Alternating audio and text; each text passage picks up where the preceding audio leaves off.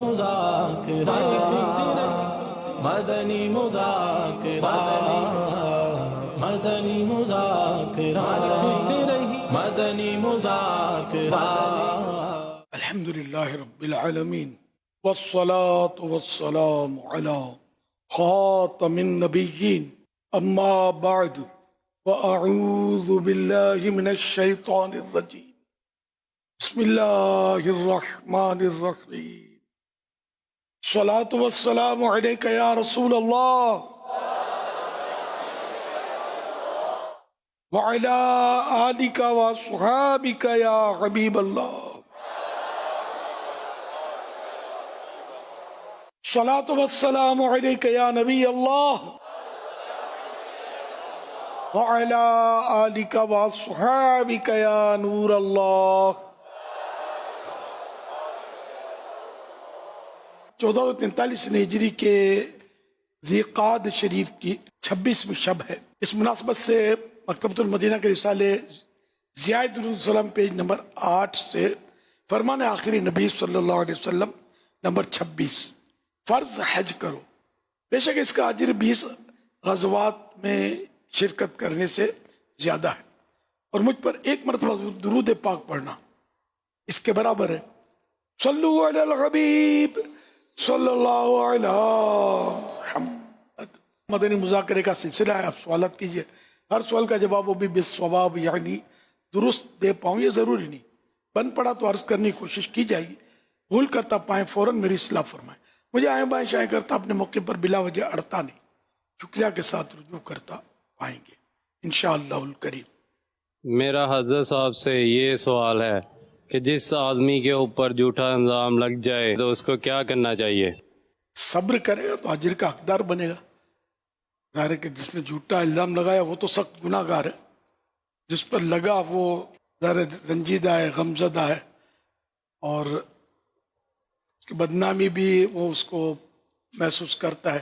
ایسے میں یہ کہ صبر کرے، صبر کریں گے تو انشاءاللہ اس کا اجر ملے گا، اور اگر شریعت کے دائرے میں رہ کر وضاحت کر سکتے ہیں تو بالکل وضاحت بھی کرنی چاہیے، تاکہ یہ کہ مسلمان کی عزت کی اپنی اہمیت ہوتی ہے، اس کی عزت خراب نہ ہو۔ اللہ پاک عافیت نصیب فرمائے۔ صلو علی الحبیب صلی اللہ علی محمد۔ امیر اہل سنت کی بارگاہ میں میرا یہ سوال عرض ہے، یا سیدی یہ ارشاد فرمائے اگر کوئی جھوٹ سے بچنے کی کوشش کرے اور وہ پھر بھی نہ بچ پائے وہ کیا کرے؟ برائے کرم کوئی ایسا طریقہ کار بتائیے تاکہ وہ جھوٹ سے مکمل طور پر بچ سکے، اور میرے والدین کے لیے دعائے مغفرت کی درخواست ہے۔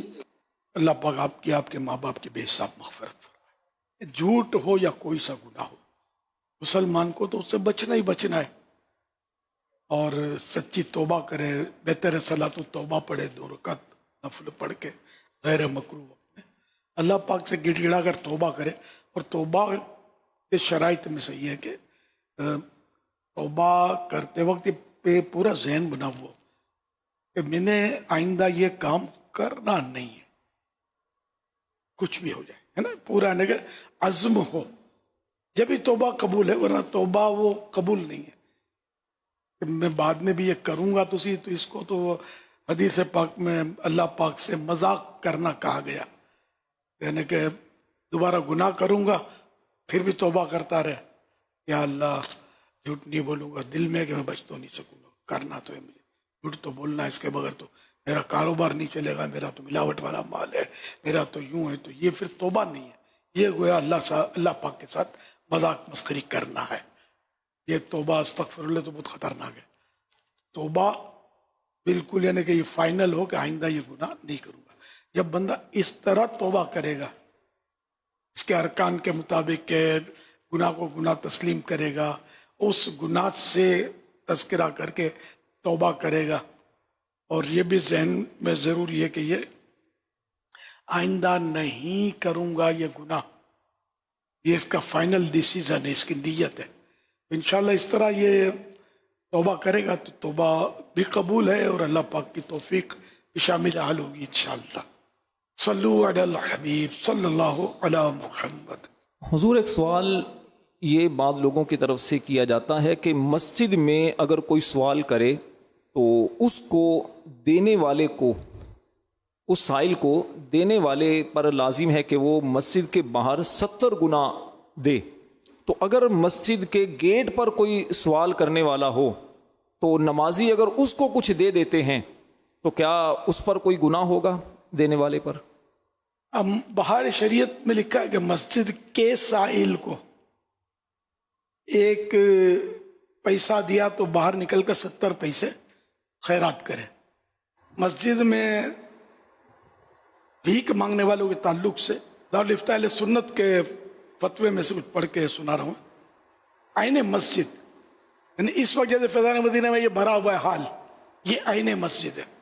اور جو کھلے آسمان تلے جو ہے ہمارے یہاں فیضان مدینہ میں فنائے مسجد ہے. فنائے مسجد وہ ہوتی ہے کہ جہاں جو مسجد کی ضرورت کے لیے وہ جو جگہ، اور خارج مسجد یہ فنائے مسجد سے جو ملی ہوئی جگہیں ہوتی ہے نا، یہ خارج مسجد. تو عالمی مدینی مرکز فیضان مدینہ میں یہ جو فنائے مسجد میں نے بتائی کھلے آسمان تلے، اور اس کے ساتھ جو ملی ہوئی ہمارا جامعۃ المدینہ کی عمارت یا دیگر مکاتب یا آفیسز وغیرہ، تو یہ جو آفیسز ہیں یہ جامعۃ المدینہ کی عمارت ہے، یہ خارج مسجد ہے کیونکہ مسجد کی ضرورتوں کے لیے نہیں ہے، بنائے مسجد سے ملی ہوئی ہے، یہ ہے خارج مسجد. تو عین مسجد میں اپنی ذات کے لیے سوال کرنا مطلقاً ناجائز ہے، بالکل ہی ناجائز ہے. اور ایسے سائل کو دینا بھی جائز نہیں.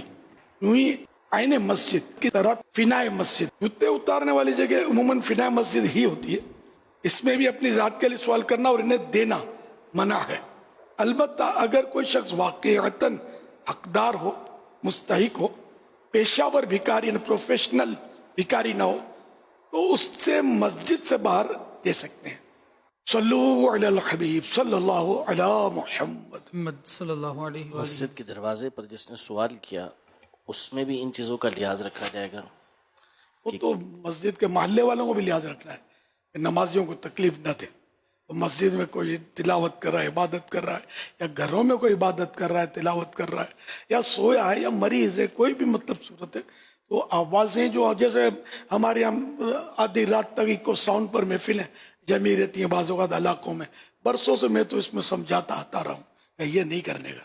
لوگوں کو تکلیف دینا اس کے رسول نہیں ہے.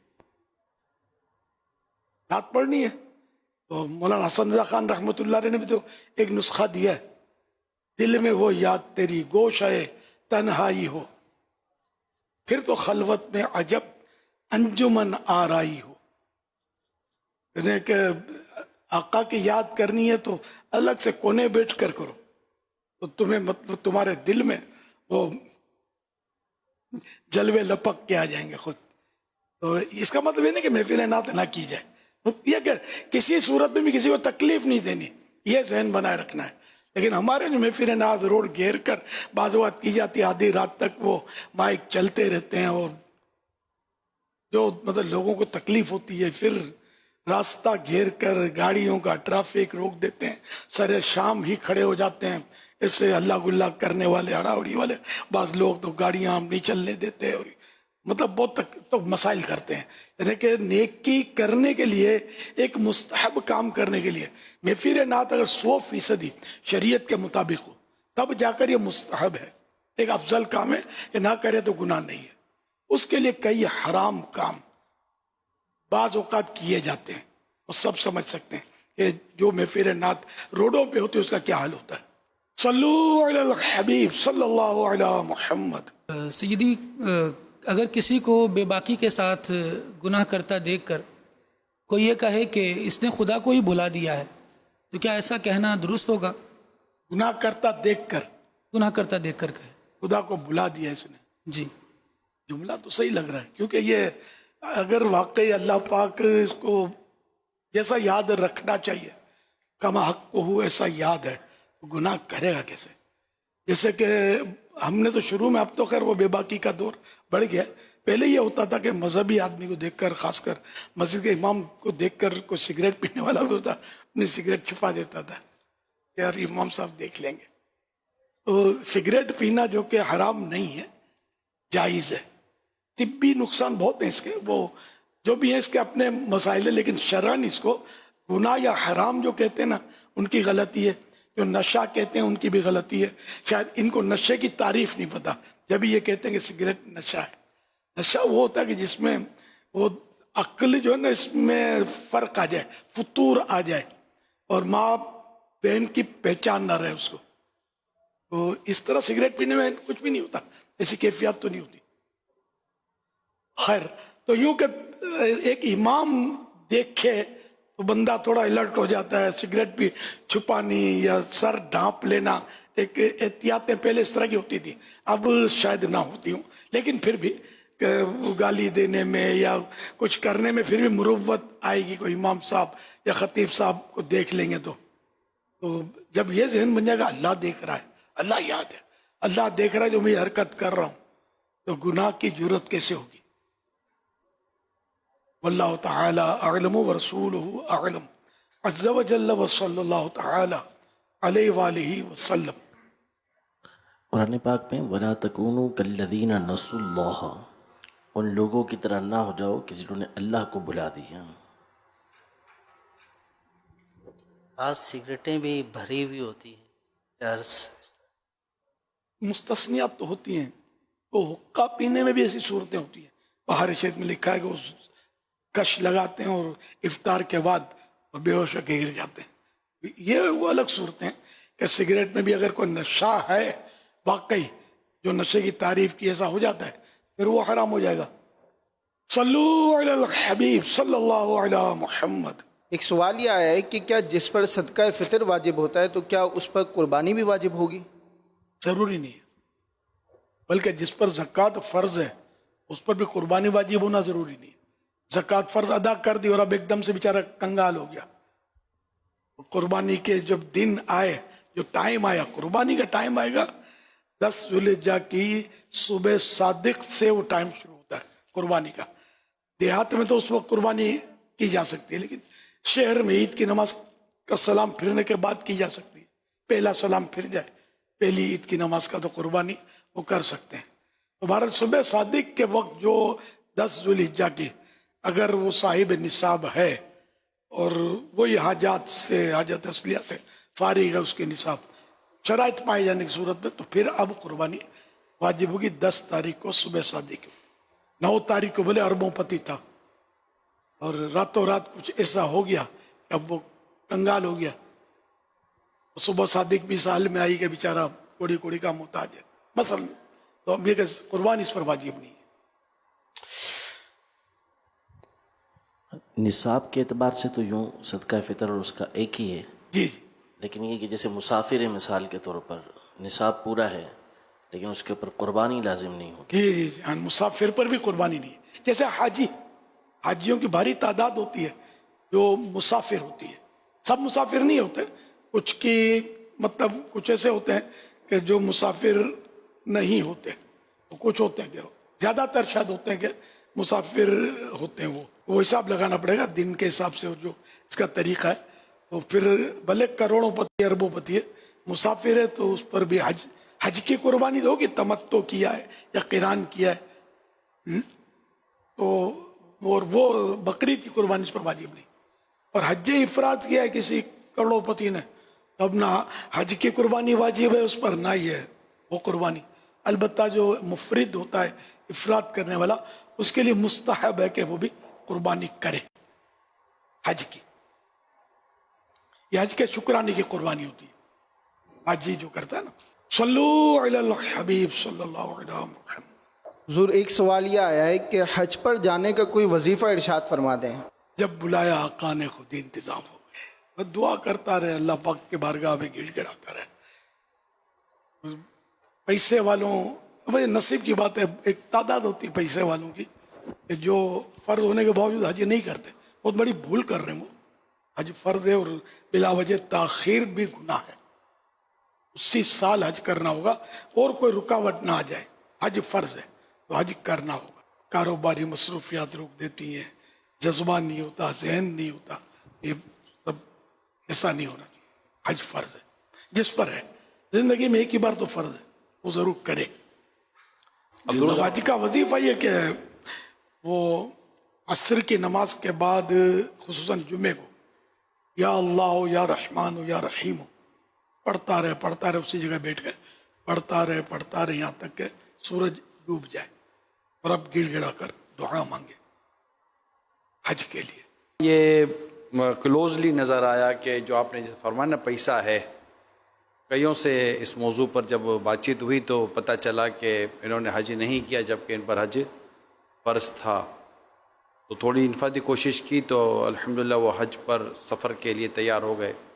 अब या तो शायद इनको अंदाज़ा नहीं होता कि हज फ़र्ज़ हो चुका, या फिर अंदाज़ा होता है लेकिन ज़ाहिर है कि वो फिर काम काज है, कारोबार है, सफ़र है और मुख्तलिफ़ चीज़ें इनके सामने आ जाती हैं, या फिर ये कि बच्चों की शादियां हैं तो बेटी की शादी करनी है तो वो बहन का मसला है तो वालिदैन ने अभी तक हज नहीं किया, तो इस तरह की कई चीज़ें होती होंगी शायद जिसकी वजह से ये हज की तरफ बढ़ नहीं पाते।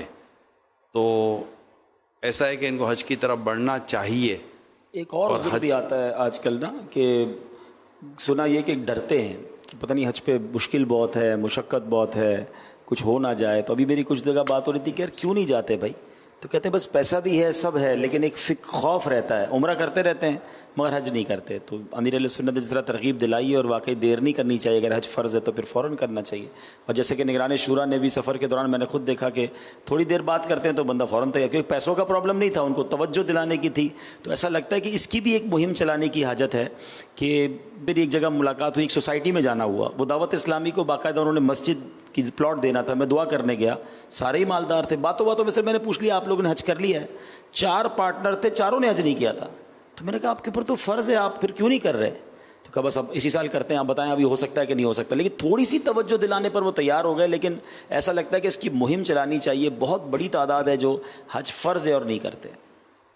बेशक वो हदीस पाक में ये मुस्तफ़ाद हदीस पाक से ये निकलता है कि जिस पर हज फ़र्ज़ हो गया है के बावजूद वो नहीं करता, तो वो चाहे यहूदी होकर मरे चाहे नसरानी होकर, ईमान यानी बुरे खात्मे का खौफ है, ईमान ज़ाया होने का खौफ है। जो फ़र्ज़ हज होने के बावजूद बगैर किसी उज़्र के, बगैर मजबूरी के करता ही नहीं है। इसलिए सारे आशिकान रसूल तवज्जो फरमाए, जिन पर हज फ़र्ज़ है, ज़िंदगी में एक ही बार तो फ़र्ज़ है, तो आप ज़रूर करें, मशक्क़त से ना घबराएं। अब तो इतना आसान हो गया है, हवाई जहाज में फुर से उड़े और पहुंच गए। अच्छा, फिर ये क्या एक से एक पैकेज निकले हैं, थोड़े थोड़े दिन के 8-8, 10-10 दिन के शायद पैकेज होते हैं, यानी ये भी है। और VIP, VVIP सहूलतें होती हैं। और जिस दौर में सफ़र मुश्किल था, उस दौर में आला हज़रत रहमतुल्लाह अलैह ने सफ़र हज किए और कलाम में भी अपने इसका इज़हार किया, अपने आप को समझाते हुए, गर्मी है, तप है, दर्द है, कुल्फत सफर की है, नाशुक्र ये तो देख अजीमत किधर की है। हमको तो अपने साए ने आराम ही से लाए, हीले बहाने वालों को ये राह डर की है। तो जो मतलब वो डरता है, वो डरता रहता है। तो जो हीले बहाने करता है कि यूं है, बड़ी मुश्किल से, पहले तो डाकू लूट लेते थे, कई हाजी तो रास्ते में शहीद हो जाते होंगे। और सफ़र लंबे, ऊँटों पर, घोड़ों पर, तो बाज पैदल, और क्या क्या बीमारियां और क्या क्या आजमाइशें इनकी आती थी, लेकिन फिर भी जज्बा था। यहाँ तक घिसट घिसट कर हज करने वाले हाजियों के भी किस्से मिलते हैं, ऐसा जज्बा होता था। आपने 1980 में शायद पहला हज किया, अल्हम्दुलिल्लाह, जो आपकी 1480 हिजरी। हाँ, और फिर एक आखिरी हज जो अभी तक अब आपका हुआ है कि जो इसके पे कोविड आ गया 2019, तो उस पहले हज में और 2019 वाले हज में جو سہولیات کے تعلق سے جو بیان کیا گیا، جیسے عبدالربی بھائی نے کہا کہ لوگ ڈر کی وجہ سے، خوف کی وجہ سے نہیں کر رہے ہوتے، تو آپ کتنی آسانیاں پاتے ہیں کہ پہلے میں کتنی دشواریاں تھیں اور اب میں کتنی آسانیاں ہیں؟ کافی فرق 39 ایئرس ڈفرینس ہے 1980 اور 2019 میں 39 ایئرس، 40 تقریباً 39-40 سال کے فرق میں اب کتنا فرق 40 ایئرس یہ آپ کے سال کا نا، ہمارا ہمیں 1400 سال میں نے بولا، جی ہاں 1400 سے ہجری میں نے حج کیا تھا، تو یہ کہ ہمارے 1443 میں 43 یعنی ہجری سن یہ ہمارا ہے نا یار. اب ان حج میں اور ان میں تو ہم اپنی کچھ اسلامی غیرت دکھائیں نا یار. ہجری سن ویسے تفنن میں بول دیا، لیکن یہ کہ عیسوی سن کے حساب سے سارا نظام چل رہا ہے. گناہ یہ بھی نہیں ہے، یہ شمسی ہوتا ہے، اور یہ جو سال ہے یہ قمری ہوتا ہے. ہجری سن وہ سورج سے چلتا ہے، یہ چاند سے چلتا ہے. اس کی تاریخیں فکس ہیں، اس کی تاریخیں ہمارے سامنے فکس نہیں ہے، اللہ کو سب معلوم ہے. یہ چاند پر ہے نظام، رؤیت ہلال چاند دیکھنے پر یا اس کی گواہی گزرنے پر. خیر، تو یہ کہ 43 سال پہلے، اور اب تو پہلے تو میں نے ایسے ایسے پرانے مکانات اور یعنی کہ باب جبریل کے سامنے کا ماحول، بیشتی گلی اور کیا کیا ہوتا تھا. اہل بیت اطہار کے بتائے جاتے تھے کہ یہ مکانات تھے اس طرح. ہو سکتا ہے جدید تعمیراتی ہوں گی وہ بھی، لیکن یہ کہ یہ سب کچھ اب تو کچھ بھی نظر نہیں آتا. سب بہت ساری نشانیاں جو ہیں وہ اب چھپا دی گئی ہیں. یہ اور پھر یہ کہ سہولتوں کے تعلق سے بھی اب تو فرق ہے. پہلے تو خیمے جو تھے نا، پنکھا بھی نہیں ہوتا تھا، وہ ہاتھ سے پنکھے کرتے تھے. اور مینا شریف میں شاید اب یہ برابر یاد نہیں آ رہا کہ وہ پنکھا چھایا نہیں تھا.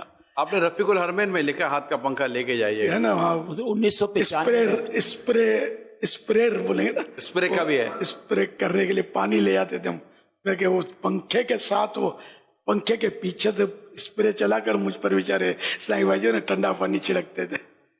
1995 میں مجھے آپ کے ساتھ مینا میں حاضری کا شرف ملا تھا، اور مجھے یاد ہے کہ اس وقت بھی خیمے میں پنکھا نہیں تھا. یہ 1995 میں بھی نہیں تھا، اور ہاتھ سے ہی پنکھے ہو رہے تھے. نیچے بجری تھی اور اپنی چادر یا کوئی دری بچھا کر وہ بیٹھنا پڑتا تھا. اور یہ بہت بڑی چینج ہے جو اب حج کے معاملات ہیں. تو اسپرے پر آئے ہے نا، یا کر کہوں نا، ہر سال شاید ہر سال آگ لگتی تھی یار. ایسا ہی ہے، چولہوں پر پابندی، پھر بھی قوم چولہا لے آتی تھی، اور کوئی ایک آدھ خیمے میں آگ لگی. آگ تو سالانہ مانی جاتی تھی مینا میں، ایسا لگتا ہے. دیکھیے میں نے آگ کے مناظر، لاشوں کے ڈھیر دیکھے میں نے. یہ فائر پروف خیمے جب سے ہوئے پھر یہ معاملہ ختم.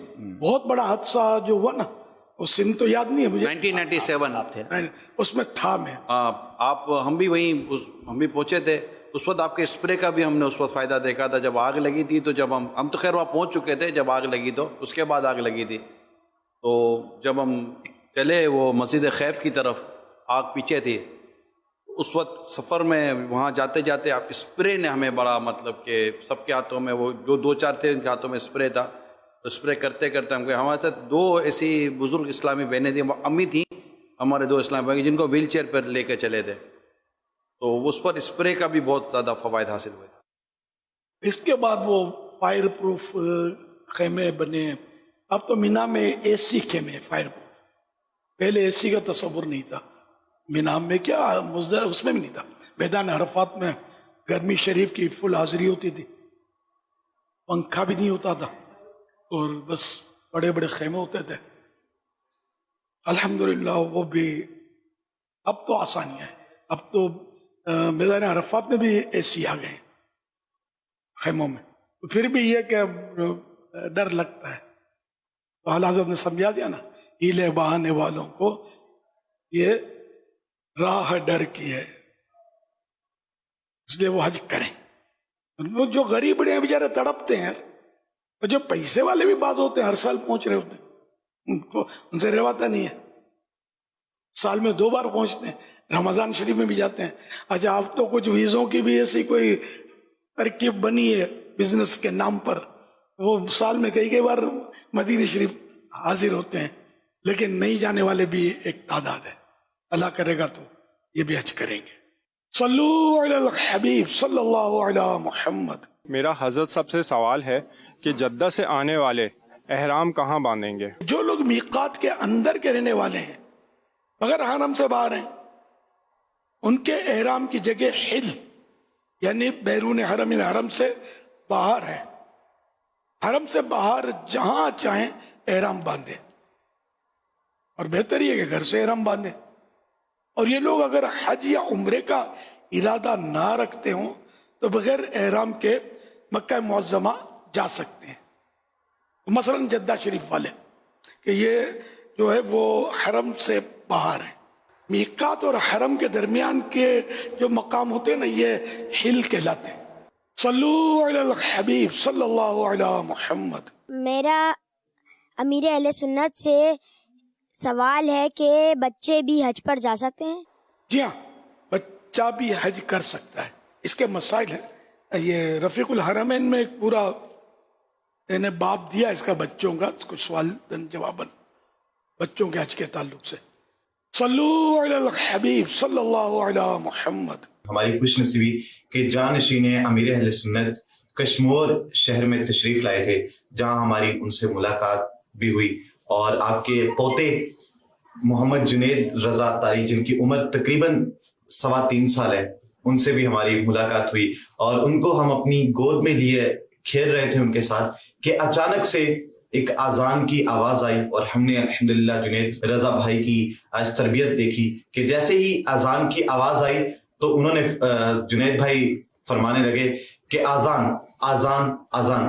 پھر چوتھی مرتبہ انہوں نے فرمایا کہ آذان ہو رہی ہے، چپ کر جائیں. ہم ویڈیو بنا رہے تھے تو انہوں نے ہمیں چپ کروا دیا. الحمدللہ بڑی زبردست یہ آج ہمیں چیز دیکھنے کو ملی، تربیت دیکھنے کو ملی. مزید امیر اہل سنت کی بارگاہ میں میرا سوال عرض ہے کہ مزید ہمیں مدنی پھول عطا فرما دیں کہ ہم اپنے بچوں کی تربیت کس طرح کر سکتے ہیں. ماشاءاللہ، پہلے اپنی تربیت ہو جائے.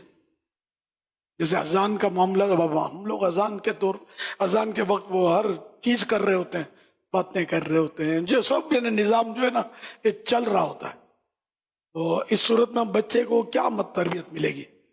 خود اذان کے ٹائم پر خاموشی ہو جائیں گے، جواب دیں گے تو بچہ بھی یہی کرے گا اور سیکھے گا. جیسا ابھی آپ نے میرے پوتے کو جنید کے تعلق سے ماشاءاللہ ایک بڑی عظیم الشان مدنی بہار سنائی.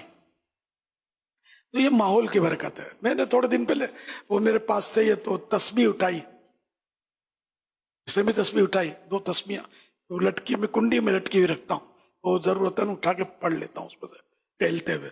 اسے اٹھا لی اور آپ صلی اللہ علیہ محمد یہ میرے ساتھ چلنے لگے، پڑھتے رہے. تو یہ کیا ماحول کی برکت. حالانکہ بہت چھوٹے ہی ہیں، یہ اپنی زبان میں پڑھ رہے تھے، اب ان کے تلفظ اور مخارج تو وہ کہاں چیک کریں گے.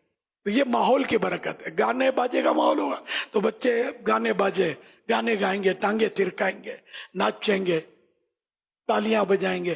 اور جو دینی ماحول جن کے گھروں میں ہوتا ہے ان میں بس وہی نعتیں ملیں گی، تلاوتیں ملیں گی، اللہ کا ذکر ملے گا، برکتیں ملیں گی انشاءاللہ. تو یوں اپنے بچوں کا بھی ہم سبھی کو خیال رکھنا چاہیے. بہرحال ایک دور تھا کہ جب وہ اذان ہوتی تھی تو نظام بالکل چینج ہو جاتا تھا. ہم تو بات چیت کرتے ہیں، ہم کو تو پتہ بھی نہیں ہوتا، لگے ہوئے ہوتے ہیں کاموں میں. تو ایسا نظام ہوتا تھا کہ سب کام کاج بند. یہاں تک کہ امام غزالی رحمۃ اللہ علیہ فرماتے کہ کسی نے اگر ہتھوڑا اٹھایا ہوا ہے لوہار نے کہ وہ گھن مارے اس پر پگھلے ہوئے لوہے پر، تو وہ اذان کی جیسے آواز آتی وہ اس پر مارتا نہیں، سائڈ پہ رکھ دیتا. یہ بھی ایک کام ہے کہ جب اللہ کا منادی پکار رہا ہے کہ آؤ مسجد میں نماز کے لیے، حی علی الصلاح حی علی الفلاح، اور میں اس کو گھن کیسے ماروں. سوئی اگر موچی نے ڈالی ہوتی چمڑے میں سوا تو وہ اذان کی آواز آئی تو اب ڈالا ہوا نکالنے میں دیر کتنی لگتی ہے، نکالتا نہیں، چمڑا سوا وہیں رکھا، صلاح چلو نماز کے لیے. تو اس طرح وہ مطلب نمازوں کا ماحول ہوتا تھا کہ انہیں دنیا کا کوئی کاروبار، کوئی تجارت ان کو نمازوں سے روکتا نہیں تھا. دکانیں، کاروبار سب بند. رجال لا تلہیہم تجارت ولا بیع عن ذکر اللہ و اقام الصلاۃ و ایتاء الزکاۃ کچھ لوگ ایسے ہیں، مرد ایسے ہیں کہ جن کو اللہ کے ذکر سے کوئی چیز غافل نہیں کرتی، نہ نماز کے قائم کرنے سے، نہ زکوٰۃ ادا کرنے سے. یخافون یوما تتقلب فیہ القلوب والابصار، کہ اس دن سے ڈرنے والے ہیں جس دن آنکھیں اور دل پلٹ جائیں گے. یہ قرآن کریم نے ایسوں کی تعریف کی ہے کہ یہ مرد وہ ہیں کہ جن کو وہ اللہ کی یاد سے دنیا کا کوئی کاروبار روکتا نہیں ہے، تو فرض حج بھی نہیں ادا کر رہے. دنیا کا کاروبار فرق پڑے گا بھی، جس پر کچھ دیر پہلے تبصرہ ہوا تھا، تو ایسا کچھ نہیں کرنا ہے. وہ کاروبار اپنی جگہ پر، اللہ کی عبادت اپنی جگہ پر. عبادت فرسٹ، نماز فرسٹ. نماز کا ٹائم آیا، اذان ہوئی، سناٹا ہو جائے تو سب اس کا جواب دے کر نیکیاں کمائیں. کاش ایسا ماحول آ جائے. لیکن ہر ایک باتوں میں لگا ہوتا ہے. بہار شریعت میں لکھا ہے کہ تیسرے حصے میں کہ اذان کے دوران بات چیت کرنے میں پورا خاتمہ ہونے کا خوف ہے. فتح رضویہ کا اس میں بریکٹ میں حوالہ بھی دیا ہے. اللہ پاک ہمیں اذان کا احترام، نمازوں کا احترام، مسجدوں کا احترام نصیب فرمائے. آمین بجاہ خاتم النبیین صلی اللہ تعالی علیہ وآلہ وسلم. صلو علی الحبیب صلی اللہ علی محمد. ذوالحجہ کے ان 10 دنوں کی فضیلت بھی یہ عام دنوں جیسے دن نہیں ہے، ان کے اپنے فضائل ہیں. فتح رضویہ شریف جلد 10 پیج نمبر 649 پر ہے. صوم یعنی روزہ وغیرہ اعمال صالحہ، یعنی نیک اعمال کے لیے بعد رمضان المبارک سب دنوں سے افضل عشرہ ذی الحجہ ہے. رمضان شریف کے بعد سب سے افضل روزے یہ ذی الحجہ کے ان دنوں کے ہیں. تو 10ویں ذی الحجہ کو تو روزہ رکھنا ہی نہیں ہے، 9 تک ہے، 9 روزے. یا پھر یہ کہ جو حاجی ہیں جو میدان عرفات میں ہوں گے تو ان کے لیے روزہ رکھنا منع ہے، مطلب مکروہ ہے، وہ نہ رکھیں. ادھر جو ہیں اس کو عرفے کے روزے کے بہت فضائل ہیں جو حج پر نہیں ہے، یا جو میدان عرفات میں لیکن حجی نہیں ہے، جیسے کہ وہاں جو کام کاج کر رہے ہوتے ہیں لوگ تو وہ حج کی نیت سے نہیں ہوتے، وہ احرام وغیرہ ان کا نہیں بھی ہوتا. بعض ہوتے بھی احرام والے، تو ان کے لیے وہی حکم رہے گا، وہی فضیلت رہے گی کیونکہ وہ حاجی نہیں ہے. عشرہ ذو الحجۃ الحرام کے فضائل کے متعلق 3 فرامین مصطفیٰ صلی اللہ تعالی علیہ وآلہ وسلم. نمبر 1، اللہ پاک کو عشرہ ذو الحجہ یعنی ان 10 دنوں سے زیادہ کسی دن میں اپنی عبادت کیا جانا پسندیدہ نہیں. اس کے ہر دن کا روزہ 1 سال کے روزوں اور ہر شب کا قیام شب قدر کے برابر ہے. نمبر 2، مجھے اللہ پاک پر مان ہے کہ عرفہ یعنی 9 ذو الحجہ کا روزہ 1 سال قبل، 1 سال جو گزرا، 1 سال قبل اور 1 سال بعد یہ گناہ مٹا دیتا ہے. اس سے مراد وہ گناہ صغیرہ عام طور پہ ہوتے ہیں جو اس طرح کی بشارتیں ہوتی ہیں نا، چھوٹے گناہ. بڑا گناہ توبہ سے معاف ہوگا. اب چھوٹے گناہ کو بھی اگر کسی نے یوں سمجھایا چھوٹا ہی ہے نا، تو اب یہ سخت کبیرہ ہو گیا، اشد کبیرہ، بہت زیادہ بڑا ہو گیا یہ گناہ. وہ جان بوجھ کر گناہ کرے گا کہ چلو وہ عبادت کر لیں گے تو یہ 10 روزہ رکھ لیں گے تو یہ سب معاف ہو جائیں گے، نعوذ باللہ پھر تو کہیں کا نہیں رہے گا. نمبر 3، عرفہ یعنی 9 ذو الحجہ کا روزہ 1000 روزوں کے برابر ہے.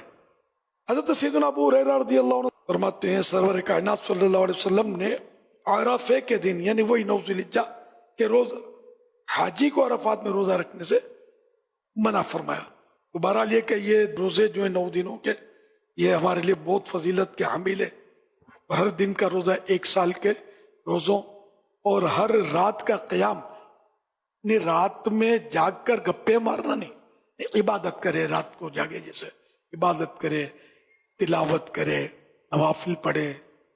بے شک کوئی اگر قضا عمری ہے تو وہ بھی کر رہا ہے تو ٹھیک ہے تو عبادت. دینی مطالعہ بہت بڑی عبادت ہے. تو اس طرح مطلب یہ کہ عبادت میں رات گزارے، قیام کرے رات کو، تو شب قدر کے برابر. صلو علی الحبیب صلی اللہ علی محمد. میرا حضرت صاحب سے سوال یہ ہے کہ مجھ پہ قربانی واجب ہے، کیا مجھ پہ یہ بھی واجب ہے کہ میں قربانی سے 10 دن پہلے اپنے ناخن اور بال کاٹنا ترک کر دوں؟ مستحب ہے، ثواب کا کام ہے کہ ان 10 دنوں میں آپ یعنی کہ اپنے جانور ذبح ہونے تک آپ ناخن بال وغیرہ نہ کاٹیں، پہلے فارغ ہو لیں. اور اگر کسی نے کاٹ لیے بال ناخن، نو پرابلم، گناہگار بھی نہیں، اور قربانی پر بھی کوئی اثر نہیں پڑتا. قربانی سے تو ویسے اس کا ڈائریکٹ تعلق نہیں ہے کہ بھائی قربانی مکروہ ہو جائے گی اگر کاٹ دیا تو، یا قربانی افضل ہو جائے گی اس کی، ایسا کچھ نہیں کہ خود اس فرد کے لیے یہ ایک امر مستحب، ایک اچھا کام، ثواب کا کام ہے. صلو علی الحبیب صلی اللہ علی محمد. مدنی مذاکرہ، مدنی مذاکرہ، مدنی مذاکرہ، مدنی مذاکرہ، مدنی مذاکرہ چینل